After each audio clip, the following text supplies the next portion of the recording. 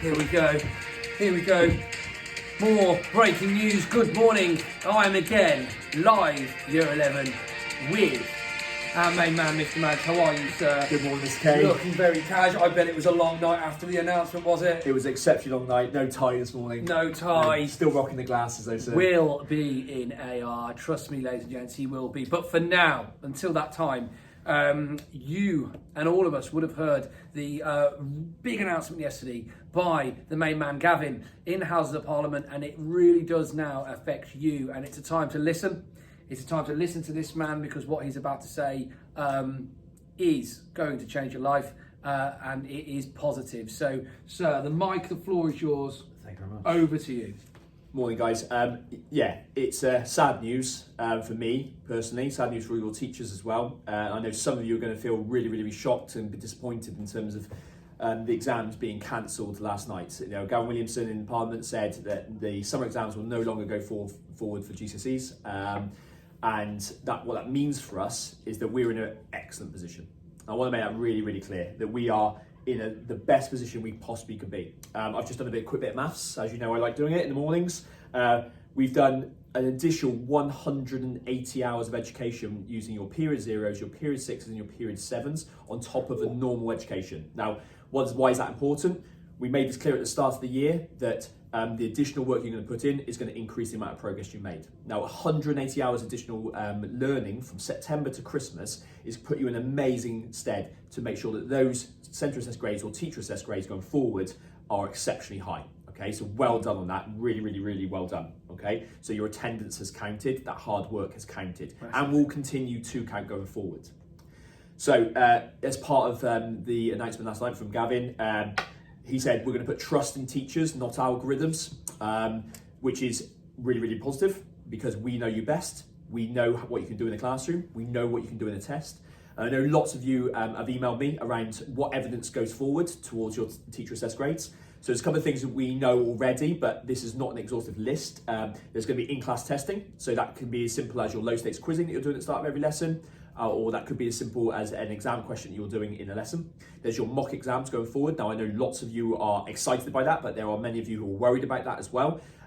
Do not worry about it. They are an indicator of your progress from September to Christmas. They are not an indicator of your progress from September to July, okay? They inform us, but it's not your final grade. Observations and lessons from teachers, so when we're asking you questions and you're doing all your work, okay, it's what we're seeing in lessons. The high quality books that you've all been producing and coming to collect during this period of this week, okay, those things are really, really important. So if you do have your book at home, you are making notes in any exercise book, make sure they are high quality notes so we can use that as evidence as well.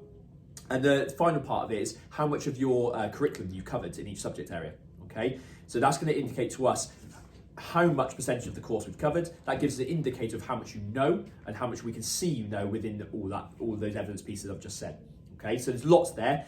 We're going to go into a consultation phase, sir, for 2 weeks. What does that mean then? What does that mean? That means that Parliament and government are going to sit down with some lead people from education and talk about how they're going to do this system. Now, I think it's pretty obvious that we're going to use a centre assessed grade or teacher assessed grade system going forward.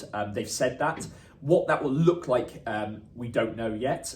We did it last year, so we practiced it. We did it exceptionally well. We did it very well. We did it well. And those Year 11s that did that last year came out with some exceptional outcomes. In fact, the best outcomes they've ever had at this school. Okay, so we're in a really, really strong position. Yeah, which is positive. So once we know they've had all these talks, these consultation periods, once we know more, and that should be in around 2 weeks' time, we are going to run a live assembly through Crowdcast like we did previously. And we're going to invite parents and students to that, and we'll tell you exactly what we know, okay? Lots of you have asked me questions around the mock exams going forward. So you know you were going to have a mock exam in March, okay? Just before the Easter holidays. At the moment, we're going to pause it. We're not going to stop it, we're just going to pause it for a second because we do not know when you're going to be returning. Our best guess is that you're going to be returning after February half term. I hope that is true. We hope so. However, that impacts obviously on the mock exams. So we may well move those mock exams, but they will be another bit of evidence that we can use to support your final grade. So they're going to be an important part of our process moving forward to July. Can I ask a question on that? Of course you can, sir. So say I'm a student and I did the next set of mock exams, so my second set of mock exams, and I say got a 3. that wouldn't just be my final grade, would it? Because you have all other pieces of evidence that would Correct. be that as well. Oh, that's good. So so whatever grade they get in that next mocks, that might not be their final predicted grade. Yeah, so if we use that as an example, let's say you're predicting a 5, you've got a 5 previously in some of the work you've produced this year, and we've got evidence for that. You don't perform as well as you wanted to in your mock and you get a 3, we will look at everything. It's not Good. down to one. Oh, that's piece of good. evidence. That's good. That takes the pressure off a little bit. It does. That's good. So there's three things I mentioned yesterday around that you've got to consider going forward through this period.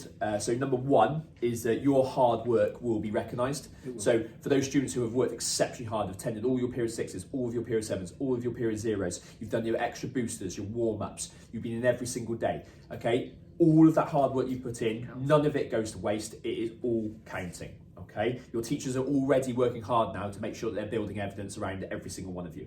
Number 2, your results in the summer will be indistinguishable from your normal results you would have got. Okay, it will still say level 8, 9, 7, 6, 5 for all your subjects, merit distinction. That won't look any different.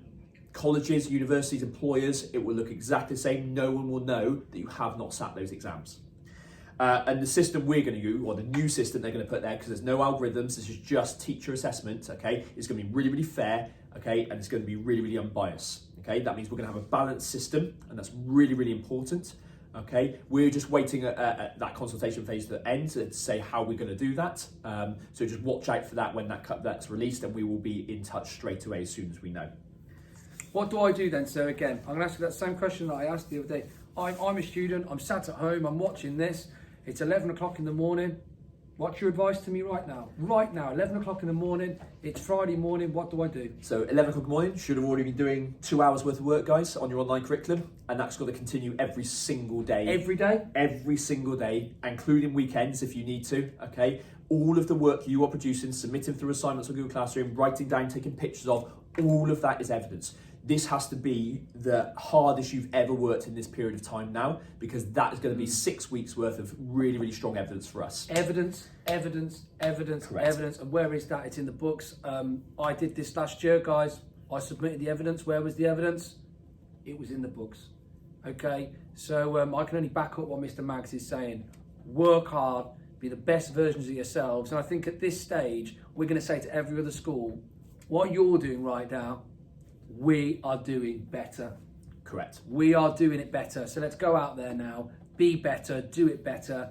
Okay, and more from us on Monday, sir? More from us on Monday. More from us on Monday. Have a cracking weekend, everybody. Cheers.